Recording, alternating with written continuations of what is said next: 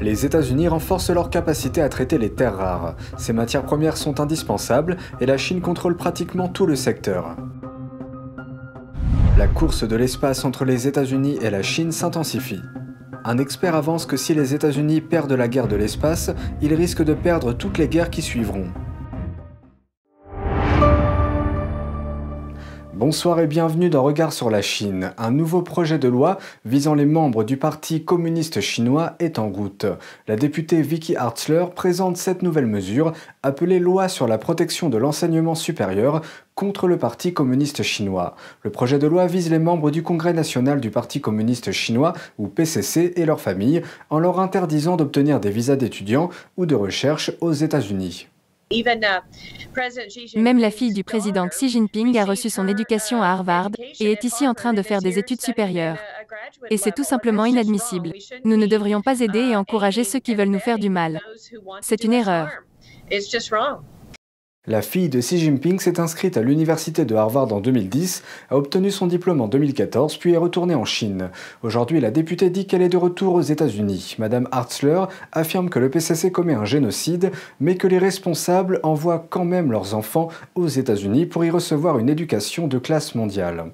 Elle avertit que la Chine a un plan pour la domination du monde et qu'une partie de ce plan est en train de s'accomplir sur le campus américain. Mais ce qu'ils font sur nos campus universitaires est bien sûr qu'ils obtiennent une éducation de très haut niveau, dans les sciences, dans les domaines d'où ils vont revenir et utiliser ces connaissances pour créer des armes qui pourraient être utilisées contre nous. Et cela n'a aucun sens pour nous de leur fournir une éducation de classe mondiale, alors qu'ils l'utiliseraient avec nos moyens, contre notre propre intérêt. Hartzler a également évoqué les craintes que les étudiants chinois puissent voler des secrets et de la propriété intellectuelle sous les ordres du PCC, car s'ils ne le font pas, Pékin pourrait menacer leur famille. Le nouveau projet de loi précise que le terme « membre de la famille » inclut le conjoint, les parents, les frères et sœurs, les enfants et les petits-enfants d'un membre du PCC. Les États-Unis prennent également d'autres mesures. Un nouveau contrat est prévu pour renforcer la capacité du pays à traiter les terres rares. Elle constitue un ensemble de 17 éléments métalliques dont la plupart figurent sur le tableau périodique. Les terres rares ont une variété d'utilisations tant civiles que militaires. Cela va des batteries aux avions de chasse et aux lasers, en passant par les disques durs, les ordinateurs, les voitures hybrides et même le smartphone dans votre poche. À l'heure actuelle, la Chine contrôle pratiquement tout le secteur. Le ministère américain de la Défense a annoncé mardi avoir attribué à la société minière MP Materials un contrat de 35 millions de dollars. Il s'agit de construire une nouvelle installation de traitement. Le Pentagone a déjà accordé environ 10 millions de dollars à MP. La société contrôle la seule mine de terres rares des États-Unis, mais dépend toujours de la Chine pour le traitement. La nouvelle installation sera utilisée pour traiter les éléments de terres rares lourds. Il s'agira de la première installation de ce type dans le pays, Washington cherchant à sécuriser les chaînes d'approvisionnement en matériaux essentiels, notamment ceux utilisés pour la fabrication de matériel de défense. La société, basée à Las Vegas, espère commencer à traiter les terres rares en Californie d'ici la fin de l'année. Le processus de production des terres rares est très polluant. C'est en partie la raison pour laquelle il est devenu impopulaire aux États-Unis. Mardi, Biden a vanté les progrès réalisés pour stimuler la production de minéraux aux États-Unis. Mais il a souligné que les nouvelles mines doivent d'abord profiter aux communautés et ne pas endommager l'environnement. Nous ne pouvons pas construire un avenir conçu en Amérique si nous sommes nous-mêmes dépendants de la Chine pour les matériaux qui alimentent les produits d'aujourd'hui et de demain. Pour répondre aux préoccupations environnementales, la Maison-Blanche a déclaré qu'elle formerait un comité chargé de recommander des changements à la loi minière de 1872. Cette règle régit l'exploitation des roches dans une grande partie des États-Unis depuis le 19e siècle. Biden a également annoncé que le Pentagone prévoyait d'augmenter son stock de minéraux stratégiques. Selon Reuters, la liste du Pentagone comprend des minéraux de terres rares, du cobalt et du lithium. Cette mesure vise également à réduire la dépendance à long terme vis-à-vis de la Chine. La course de l'espace entre les États-Unis et la Chine s'intensifie. La ville de Shanghai a commencé à travailler avec une société d'État chinoise spécialisée dans les satellites pour aider à faire avancer les ambitions spatiales de Pékin. Un analyste géopolitique et auteur du livre Gagner l'espace nous dit que si les États-Unis perdent la guerre spatiale, ils risquent de perdre toutes les guerres qui suivront. Shanghai a signé un accord mercredi pour coopérer avec la société d'État China Satellite Network Group. Cette initiative est un rouage de la machine chinoise pour réaliser ses ambitions spatiales. Il est logique qu'une ville aussi grande et aussi puissante économiquement ait son propre intérêt, son propre enjeu dans une entreprise nationale.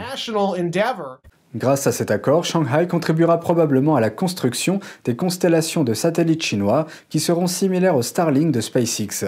L'analyste géopolitique et auteur Brandon Weichert voit quelques problèmes potentiels.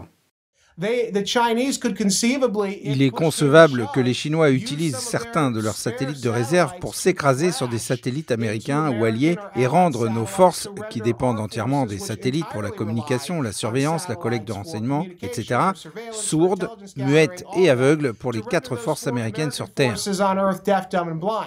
L'administration nationale chinoise de l'espace a détaillé les spécificités des ambitions spatiales de la Chine dans un récent livre blanc. Son plan s'étend sur 5 ans et vise à faire de la Chine, je cite, une présence forte dans l'espace.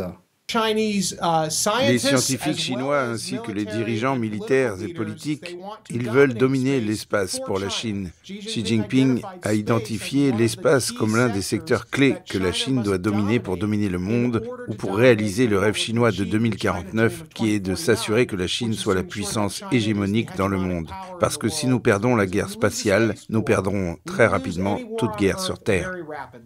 Le livre blanc de la Chine sur l'espace indique que Pékin s'oppose à toute tentative de transformer l'espace en armes. Mais Weichert déclare que cela est faux et que la Chine a transformé l'espace en armes depuis près de 10 ans. Du côté des États-Unis, leur branche spatiale militaire a commencé en 2020. Et maintenant une mise à jour depuis l'extrême sud, l'Antarctique. La masse terrestre la plus méridionale du monde a été prise dans une lutte d'influence et de pouvoir entre la Chine, les États-Unis et leurs alliés. Mais aujourd'hui, un nouveau plan pourrait aider à changer la situation. Au cours des 10 prochaines années, des drones et des hélicoptères australiens ont pour vocation de survoler les pingouins et les glaciers du continent. L'Australie a annoncé mardi un nouveau plan pour la région. Une enveloppe de près de 580 millions de dollars conçue pour répondre à l'intérêt croissant de la Chine pour cette région. L'accord de financement sur 10 ans permettra à l'allié des Américains d'avoir des yeux sur l'Antarctique en augmentant sa capacité à étudier, surveiller et se déplacer dans les zones intérieures du continent. L'Australie revendique environ 42% de l'Antarctique, la plus grande étendue de toutes les nations. Pourtant, elle n'a pas encore été en mesure d'atteindre les coins reculés du continent. Le gouvernement australien craint que ce vide ne soit exploité par Pékin ou Moscou, alors que tous deux renforcent leur présence sur la terre gelée. L'Antarctique offre un certain nombre de trésors, notamment des ressources naturelles et des opportunités scientifiques. Pour la Chine, l'Antarctique revêt une importance en matière de sécurité nationale.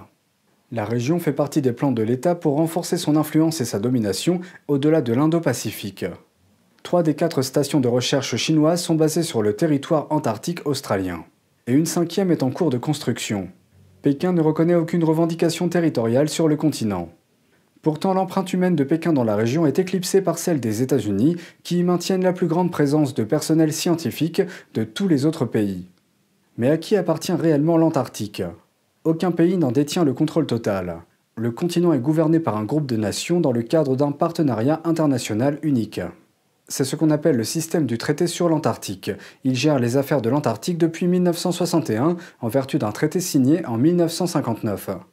Mais des experts ont prévenu que l'Antarctique était devenu un lieu de compétition géopolitique, ajoutant que certaines nations exploitent le traité sur l'Antarctique pour poursuivre leurs intérêts nationaux.